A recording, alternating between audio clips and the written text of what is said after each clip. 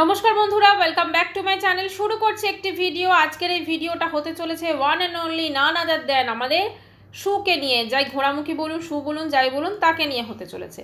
তো সে তো মোটামুটি এখন ওয়াইটিতে বলা যেতে পারে একজন পপুলার ব্লগার হয়ে গেছে। সে কেচ্ছার জন্য, কেচ্ছা ঠিক নয় মানে অশান্তির নাটক করে সে হয়ে গেছে। তো এখন যথারীতি তার তো প্রতিদিন ব্লগ আসছে। এখন প্রতিদিন তার ব্লগ নিয়ে সত্যি কথা সমালোচনা করতে ইচ্ছা জাগছে না। তো আজকে মনে হলো অনেকগুলো জিনিস বলার আছে, তো সেই জন্য এই ভিডিওটি বানাচ্ছি। তো মোটামুটি ওর ব্লগে যেটা বোঝা যাচ্ছে যে ও একা আছে, এবং ওর মানে ব্লগকে আমাদের দেখানোর চেষ্টা হচ্ছে যে ও একা আছে। শ্বশুরবাড়িতে যখন ছিল তখন একটু কাজকর্ম ছিল বা অন্যরকম ছিল। এখন সত্যি কথা ওর কাছে বলা উচিত না, পোষ্যটাকে খাওয়ানো ছাড়া, পোষ্যটার সঙ্গে আদর করা ছাড়া আর কোনো কিছু সেভাবে দেখাবার নেই, এটাও দেখাচ্ছে। এখন এটাও হতে পারে যে হাজব্যান্ড হয়তো সকালবেলা খাওয়া দাওয়া করে বেরিয়ে যাচ্ছে, তারপরে গিয়েও ব্লগ শুরু করছে, এটাও হতে পারে। তো এখন কে জানে, তাই না, গড নোজ। তো এখন ব্যাপারটা হচ্ছে যে খালি মাঝে মাঝেই মানে খবর কি, আচ্ছা আমি সকালে উঠেছি, কালকে রাত্রে ঘুমটা খুব ভালো হয়েছিল। মানে এই ব্লগের মধ্যে ওর আমি দেখেছি পার্টিকুলার এই ইস্যুয়ের একটা জিনিস আছে যেগুলো আমাদের জীবনের খুব নর্মাল কিছু জিনিস, সেগুলো নিয়েও মানে সেগুলো হয়ে যায় ওর কাছে বলার মতো বিষয়, যেগুলো হয়তো আমরা সত্যি কথা বলতে কি ঘরের লোককেও বলি না, ঠিক আছে, এরকমও অনেক ব্যাপার থাকে। তো ওর যেমন তার মধ্যে একটা হচ্ছে ঘুম কালকে রাত্রে একটু হয়েছে, আচ্ছা মশারির একটা দিক খুলে পড়ে গেছিলো। তারপরে হচ্ছে সব থেকে যেটা জঘন্য লাগে আমার সেটা হচ্ছে এই পিরিয়ডস হয়েছে, এই হয়েছে, এটা তো নর্মাল বিষয়, এটা সবারই হয়, ওর একার হয় না। কাজে এগুলো মানে এই বিষয়গুলো কি ব্লগে বলার বিষয়? এইভাবে অবশ্য ম্যান্ডি প্রচণ্ড বলে থাকে, আর এ তো ম্যান্ডির থেকে ইন্সপায়ার হয়ে ব্লগিং করছে, তো সেই জন্য ওরও প্রচণ্ডভাবে। যাই হোক, তো আজকে যে ব্লগটা দেখেছি এই মাত্র, তো সেটা দেখে আমি এই ভিডিওটা করছি। ব্লগে শুরু হলো প্রথমেই দেখলাম যে ওর যে পোষ্য সে শুয়ে আছে খাটের নিচে। খাটে কি জায়গা হয়নি জানি না, পোষ্য তো হয়তো নেমে পড়েছে। তো কে একজন লিখেছে, তুমি পোষ্যকে কমেন্টসে লিখেছে তুমি পোষ্যকে একটা চাদরও পেতে দিতে পারো। আসলে ওরা তো পোষ্য, ওরা বোধহয় বুঝতে পারে না, মেজে দিয়ে কমফোর্টেবল ফিল করে। যাই হোক, তারপরে দেখলাম সে মশারি ভাঁজ করছে। আচ্ছা, আরেকটা আমার মেজর জিনিস বলার আছে, সেটা হচ্ছে যে নিজেকে তো প্রচণ্ড মডার্ন বলে, প্রচণ্ডভাবে মানে কি বলবো, মডার্ন নিজেকে মানে প্রমাণ করার চেষ্টা করে। কিছু জিনিস আছে যেগুলো ভীষণ চোখে লাগে। ও কিন্তু একটা সময় খনিকাকে এই বিষয়ে বলতো, স্পেশালি হচ্ছে যখন ও ঘর দোর মোছে, মানে ও যে পোশাকটি বাড়িতে পরে থাকে একটা হাত কাটা নাইটি, মানে শরীরে না সবসময় যে মেদ বা চর্বি থাকলেই একটা নাইটি পরলেই যে তাকে বিচ্ছিরি দেখতে লাগবে এবং সেটা সে শো করবে, নাইটি সবাই পরে।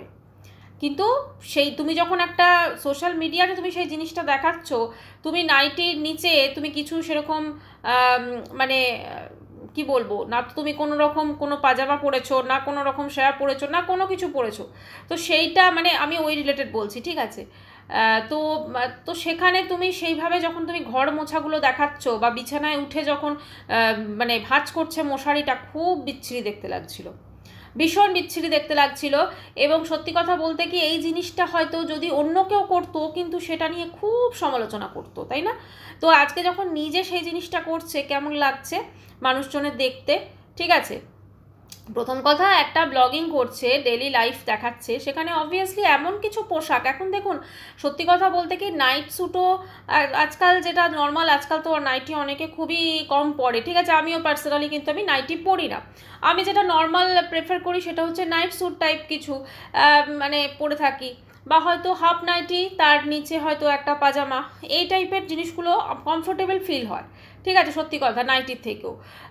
নাইটিও যারা পরেন, একটা সময় পরেছি, সেখানেও আমার যেন মনে হয় বড্ড পায়ে জড়িয়ে যাচ্ছে বা এরকম একটা ব্যাপার লাগে, ঠিক আছে। তো তার থেকে বেটার হচ্ছে কাজকর্ম করতে যেগুলো পরে সুবিধা হবে। এখন যখন সে জিনিসটা সে দেখাচ্ছে, সেই জিনিসটা যখন সে সোশ্যাল মিডিয়ায় দেখাচ্ছে, তার তো আমার মনে হয় একটুখানি সচেতন থাকা উচিত। আজকে যখন সে ঝাঁট দিচ্ছে, সে নিজেই ওই জায়গাটাকে ব্লার করে দিয়েছে, কারণ ও যখন নিচু হয়ে ঝুঁকে ঝাঁট দিচ্ছে, ওর কিন্তু যেহেতু চেহারাটা তো তো কিছু বলার নেই, এটা একটা মানুষের এক একটা, আজকাল সবাই স্লিম চাইছে, তো খুবই বিচ্ছিরি লেগেছে নিশ্চয়ই, তবে সেই জায়গাটা ব্লার করেছে।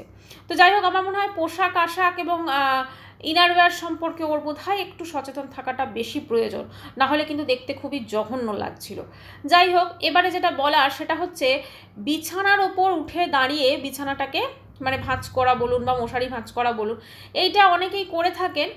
এই জিনিসটাকে না আমি পার্সোনালি ভীষণ অপছন্দ করি, কারণ আমার মনে হয় বেডের এমনই অ্যাক্সেস রাখা উচিত যেখানে আমি যখন বেডশিট পাচ্ছি বা কিছু, সেটা আমি দুদিক থেকেই করতে পারি।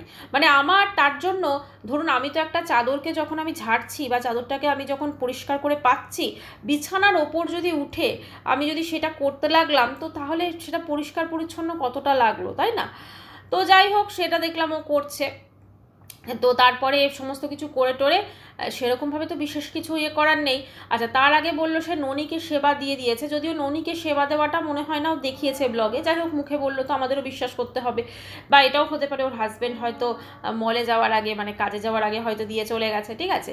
তো তারপরে সে সমস্ত কিছু করে টোরে ঝাঁটপাট দিয়ে তারপরে সে সকালের ব্রেকফাস্ট যেটা খাবে আর কি, ওর তো ভাত খায়, তো ব্রেকফাস্ট মাছ ভাজা বা এগুলো সেটা নিয়ে হলো, মাছকাণ্ড, মহাভারত কাণ্ড, রামায়ণ কাণ্ড সব চলে এলো, ঠিক আছে। মানে কিছু বলার নেই, তো কি বলবে, মাঝে মাঝে দেখেছো চোখ মুখগুলোর কী অবস্থা, চোখ মুখগুলোর কী অবস্থা হয়ে গেল। আচ্ছা, ম্যাক্সিমাম লোক একটা কমেন্ট করেছে, সেটা হচ্ছে তুমি তোমার পোষ্যকে এখানে আসার পর মাংস দিচ্ছ না, মাংস ভাত দিচ্ছ না, তুমি দই দিয়ে ভাত খাওয়াচ্ছ। ইয়েস, নিজে কিন্তু প্রোটিন পুরোপুরি খাচ্ছে, মাংস ডিম, মাংস না মাছ ডিম এগুলো সব দেখলাম দুটো একসাথেই খেলো। তো সেক্ষেত্রে যে পোষ্যটা আছে তাকে তো ভীষণ এখন তাকে নিয়ে আদৌ আদিক্ষেতা, কারণ ওইটাই ওর এখন মেন কন্টেন্ট বা মেন টপিক, ঠিক আছে। দেখানোর মতো আছে হয়তো অনেক কিছু, কিন্তু দেখানোর মতো কিন্তু ওর ওই একটাই এখন টপিক। তো তুমি যখন তাকে এই সমস্তগুলো করছো, তো তার খাওয়া দাওয়াটা আমার মনে হয় অবশ্যই ধ্যান রাখাটা ভীষণভাবে জরুরি। যাই হোক, তো সেসব হয়ে যাওয়ার পর তারপরে বিকেলবেলা এলো ওর মেজো বোন, ঠিক আছে। মেজো বোন এসে বলছিস তো মুখটা কি শুকনো লাগছে, মানে কি হচ্ছে, আমাদেরকে বোঝানোর জন্য বারবার করে এই চোখ মুখ বসে গেছে, এই দেখছো চোখ মুখের কি অবস্থা, এই অবস্থা সেই অবস্থা, মানে নিজেকে সোজা কথা এইটা প্রমাণ করার চেষ্টা করা হচ্ছে যে ও ভীষণ ভীষণ ওর অসুবিধা, ভীষণ ভীষণ ওর কষ্ট, এবং মানে এই কষ্টের জন্য ওর চোখ মুখে এফেক্ট পড়ে গেছে। তো এবারে যখন মানে বোন বোধহয় জিনিসপত্র সব এনেছে, চিকেনের বিভিন্ন প্রিপারেশন বানিয়ে এনেছে এবং চানাচুর এনেছে, সব কিছু এনেছে, বোন যে সংসারী বোঝাই যাচ্ছে।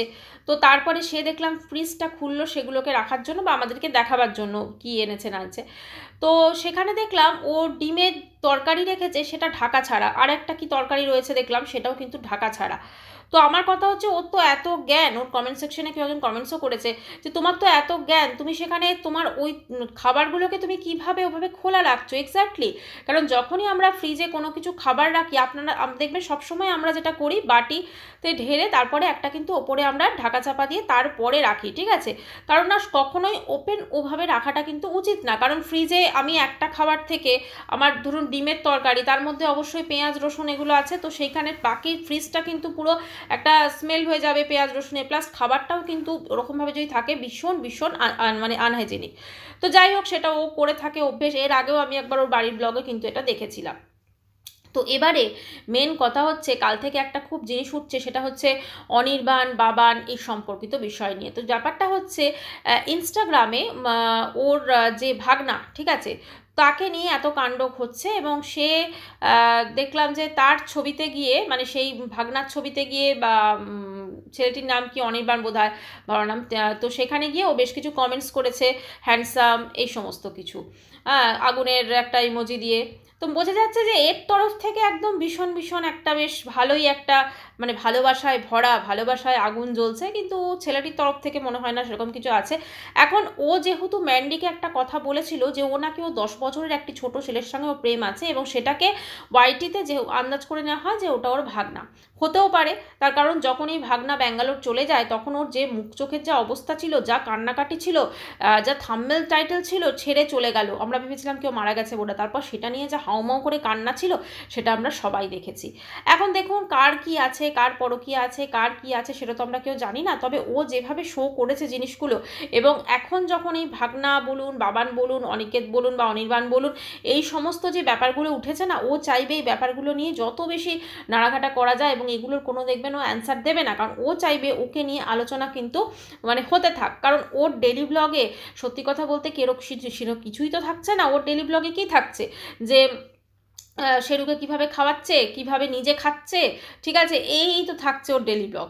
আচ্ছা, এবারে আরেকটা কথা, সেটা হচ্ছে আপনারা সকলে লক্ষ্য করেছেন কিনা জানি না, এই যে মারিয়া, ঠিক আছে, মারু মানে এই মারু দীপভাই হচ্ছে এই সু, তো মারুকে কিন্তু ওর বাড়িতেও আসছে দিচ্ছে মানে দিতে যাচ্ছে না, বা মারু হয়তো এর কিন্তু অ্যাড্রেস জানে না।